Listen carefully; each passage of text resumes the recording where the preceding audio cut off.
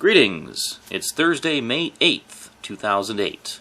Today we're going to wrap up our look at Voltron Defender of the Universe on DVD, but I'm not actually going to be speaking about the DVDs themselves this time. What I'd like to talk about is some of the censorship that took place in order to make Voltron a little more suitable for children in the 80s. The original GoLion series that it was adapted from was actually quite a violent show, and really more geared towards teenage or young adult audiences. But when it was brought over to the US, it was censored, cut, reworded, re-dialogued, and just plain watered down to make it more suitable for children. So we're going to take a look at that today on the Multimedia Chronicles.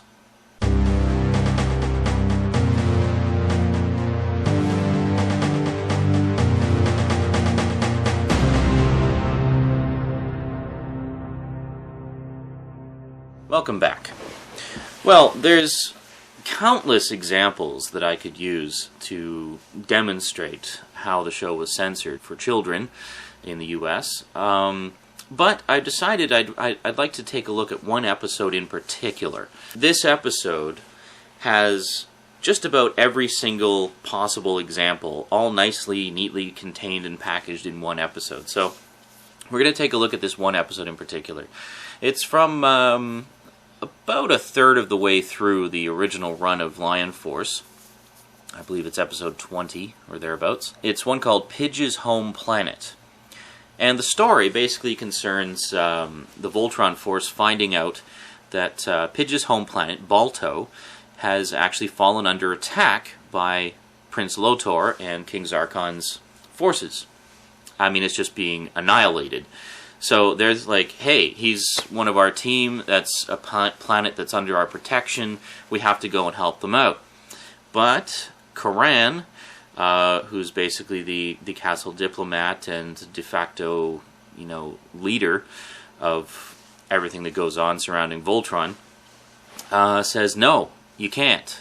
Because if you leave with Voltron, that'll leave planet Eris unprotected. And then it'll be open season for King Zarkon and his cronies. So, needless to say, the Voltron Force took exception to this. Now, where does the censorship come in? Well, okay. First off, let's take a look at this this first clip that I have for you. Nothing particularly drastic happens in this clip, but it'll kind of set the tone for what follows. Okay? So this is shortly after basically the Voltron Force is confronting Karan, and they're saying, hey, we got to take Voltron out to planet Balto and help him out before it's too late. And, well, this is what went down when they made that suggestion. Who's normally a pretty easygoing guy, basically blows his stack, places them under house arrest. The Voltron Force proceeds to beat the tar out of all the castle guards. And, house arrest lasts all of 15 seconds. But it doesn't end there. So they go under house arrest, they beat up the guards and everything, and basically say, we're going anyway.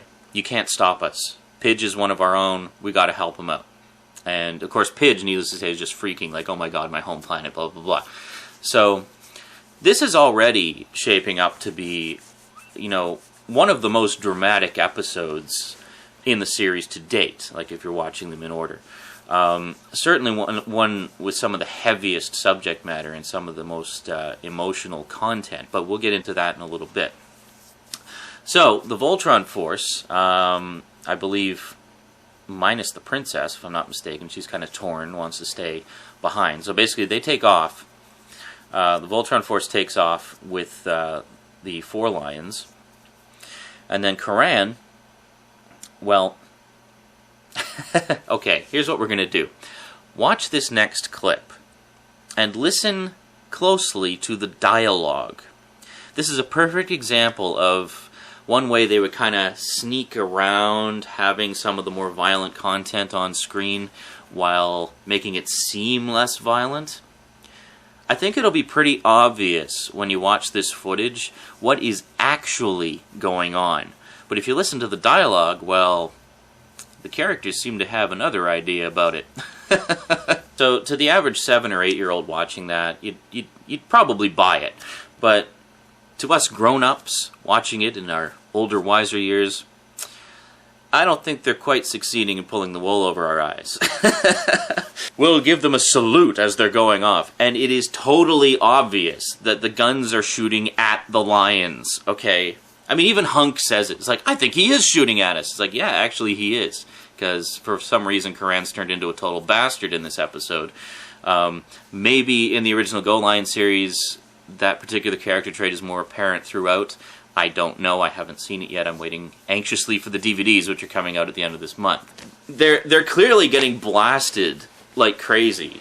And if you actually watch the clip again, and just watch the facial reactions of the Voltron force, they're basically just laughing it off. Like, whatever. Like, those Peasley castle defenses are going to have any effect on the lions. So they're like being jostled around as they're being blasted by missiles and laser blasters, and they're just like, oh wow, what a great guy, giving us a salute like that.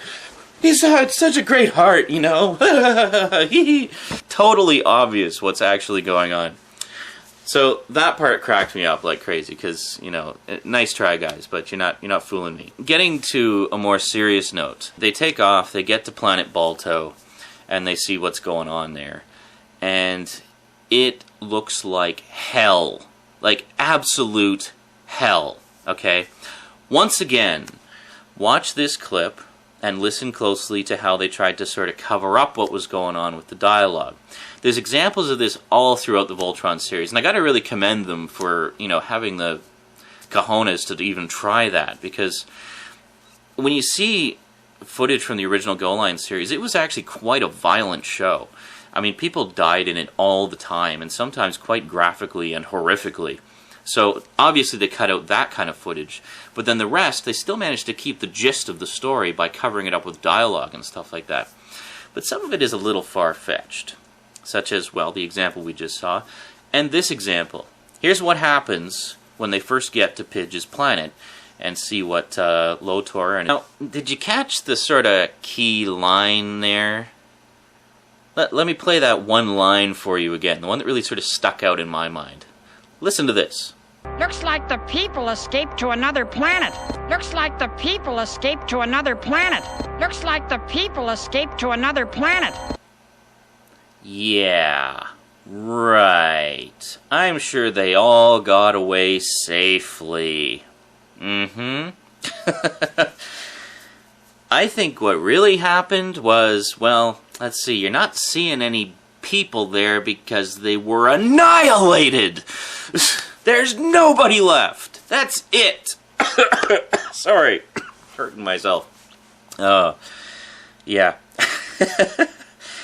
So basically, yeah, trying to cover it up with dialogue again and just not buying it. But, I mean, once again, if you're a little kid, you're going to say, oh, okay, at least the people got away. That's good. I'm not too bothered about that. But, I mean, just look. Just use your eyes and look at what's going on.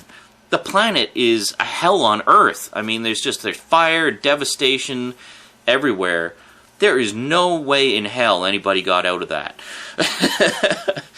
And the other thing is, look at the emotional reactions of the characters. I mean, they are emotionally devastated by what they're seeing. And you think you're going to be all that broken up about some busted down buildings? Oh, no. No. They are crying and all, you know, worked up over the fact that this is basically genocide. You really see just what a badass bunch Zarkon and Lotor and all their, you know, minions really are. It's no holds barred. They are out to take over the universe and nobody's going to stand in their way. They will kill brutally and painfully anybody who gets in their way. So, okay, one final clip for you. Pretty much the same kind of example that you just saw. Needless to say, Lotor tosses a roe beast at them. They form Voltron. There's a big epic battle. But, and this is one of the reasons I find this episode particularly interesting in terms of dramatic content. But, after defeating the roe beast, they're taking on the fleet. Zarkon's fleet, which is there, bombarding the planet into oblivion. And they can't beat it. They cannot beat the fleet. It's just too much for them. So they're like, screw it, let's get out of here. Let's just get out of here before the planet explodes. There's nothing we can do. So, take a look at what happens. This is as the fleet is basically launching the final assault on the planet, and the Voltron team is just basically turning tail and getting the hell out of there. You have it. Now, if that doesn't prove what bastards Zarkon and everybody really are, I don't know what does. They wiped out an entire planet. Not just the people, not just the buildings, the whole freaking planet, just to get the Voltron force. Of course, they failed, but they killed millions of people to get the Voltron force. I mean, that's pretty heavy stuff. And I mean, even though they do cover it up pretty well with dialogue, it doesn't change the fact it's still a pretty emotional episode. I mean, you can't help but shed a tear when you hear Pidge say in his tiny little squeak of a voice, "My world." You know, I'm getting teary-eyed just thinking about it now. I know, I'm a big suck, whatever. How can you get all cryy over a cartoon? Cryy? How the hell would you spell that? Cryy. So I hope you enjoyed that. Sort of a bit of a lighthearted look at some of the censorship that took place with one of the heavier, more emotional episodes of the show, where Pidge basically loses his entire world and civilization and people. Now, in, of course, Voltron, Pidge has Chip, his brother, who's part of the vehicle force. But in the original Japanese series, Dairugger and GoLion, Dairugger was Vehicle Force, and GoLion, which was Lion Force Voltron, were unrelated. They weren't, I mean, they were similar, obviously, in style, but not related shows like they are in Voltron. So in Dairugger, Chip is just Chip, or whatever his Japanese name is in that, and Pidge is just Pidge. They just, you know, made that connection to to at least have somebody left in Pidge's family, so he wasn't totally alone in the universe. Bless them.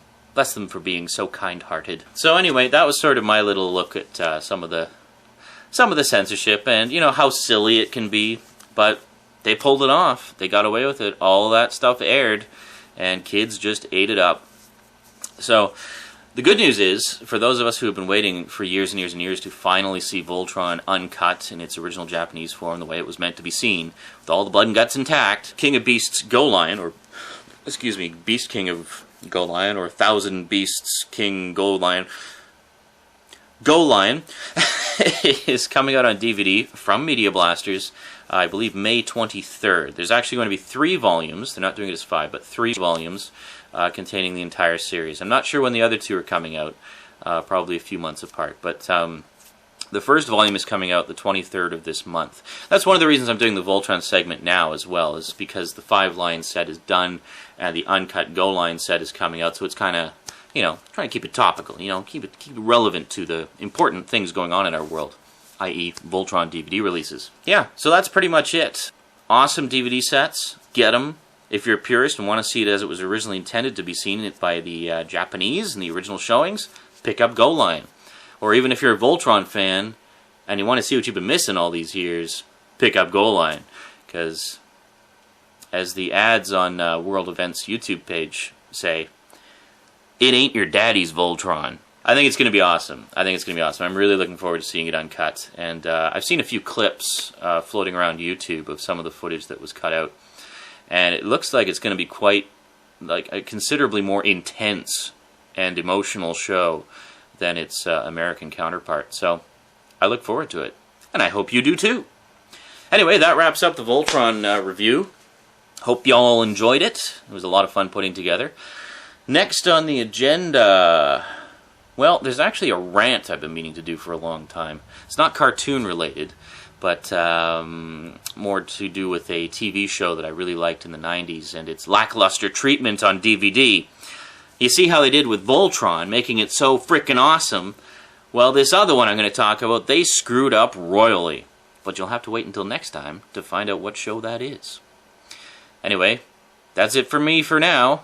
That's it from me for now. That is such a tongue twister. I have like the longest sign-off in history. What is the whole thing? It's, that's it from me for now. Thanks for watching. And until next time, sayonara. I really got to shorten that. Anyway, catch you next time, folks. At least we're sure everybody got safely off the planet.